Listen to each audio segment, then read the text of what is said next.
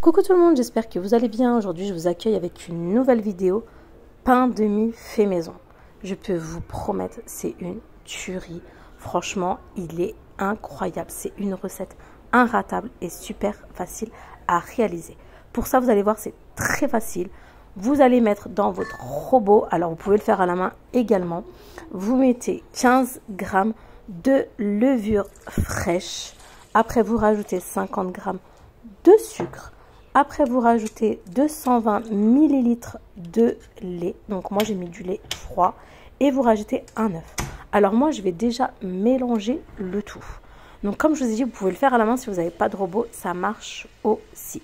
Une fois que j'ai bien tout mélangé, je vais venir rajouter 450 g de farine blanche.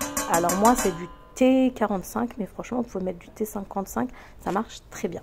Je vais mettre l'équivalent d'une cuillère à café de sel et là on va venir pétrir. Donc là je vais venir laisser pétrir pendant 5 à 8 minutes, que tout soit bien homogène, que tout soit bien mélangé. Une fois que c'est bien mélangé, je vais rajouter 50 g de beurre mou et là je vais laisser rebattre pendant 5 minutes. Une fois que c'est fait, je vais venir mettre transverser dans un autre saladier et on va laisser lever.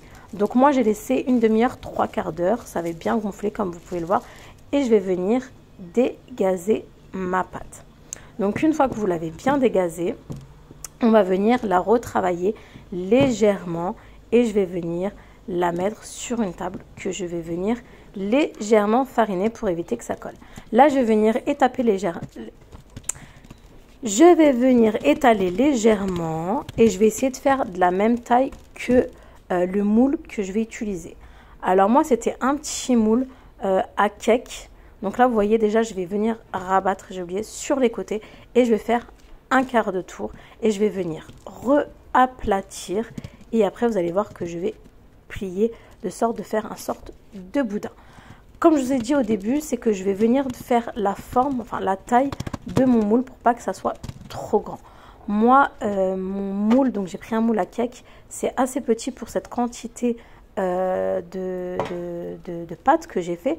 Donc, je l'ai refait après et j'ai diminué, enfin j'ai refait la même quantité, juste que j'ai coupé en deux. Donc, j'ai divisé la pâte en deux pour faire un plus joli rendu.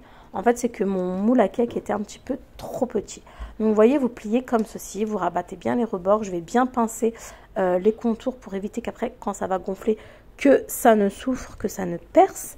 Et en attendant, bien évidemment, j'ai mis mon four à préchauffer à 180 degrés. J'avais oublié de dire. Mais là, je vais relaisser pousser ma pâte pendant 15 à 20 minutes. En attendant, votre four est en train de préchauffer. Donc, je vais remettre le même sachet que j'avais mis quand j'avais mis à gonfler dans le saladier. Donc, pour ne pas faire de gaspillage, je remets le même papier. Donc, il y a encore un petit peu de pâte collée, mais ça, c'est pas grave.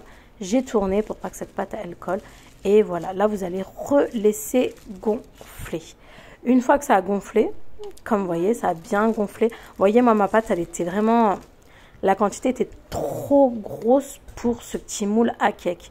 Donc, divisez la pâte si vous avez un petit moule à cake comme moi. Sinon, si vous avez un grand moule, vous pouvez laisser. Donc, j'ai badigeonné après d'un œuf entier. Et là, j'ai mis mes petites graines. Alors, moi, j'ai mis des sésames blanches, des sésames grillés. Et j'ai rajouté des petites graines de nigel. Là, j'ai enfourné dans le four, donc mon four 180 degrés, pendant une demi-heure. Donc après, c'est vous vérifiez selon votre four.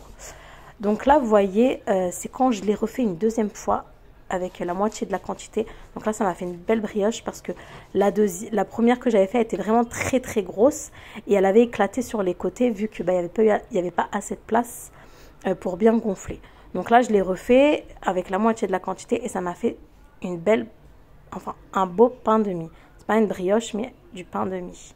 Et vous voyez la découpe, comment c'est parfait. Franchement, l'odeur qui se dégage, c'est trop trop bon. Mes enfants, ils ont adoré.